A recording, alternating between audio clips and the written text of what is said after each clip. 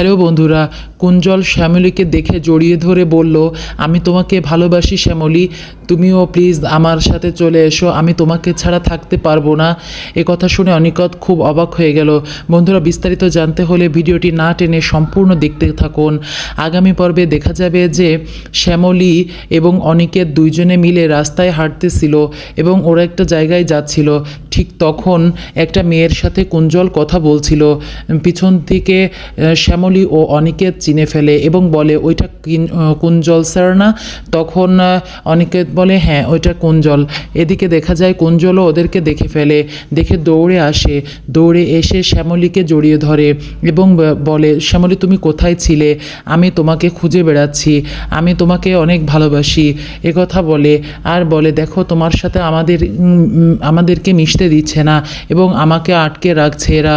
তুমি কোথায় ছিলে? আমি তোমাকে খুঁজে পাচ্ছি না এতদিন। এই বলে, আমি তোমাকে অনেক ভালোবাসি, তোমাকে ছাড়া আমি বাঁচব না, এই বলে জড়িয়ে ধরে। ঠিক তখন শ্যামলী ওকে বলে যে দাঁড়ান, এই বলে সরিয়ে দিতে যায়।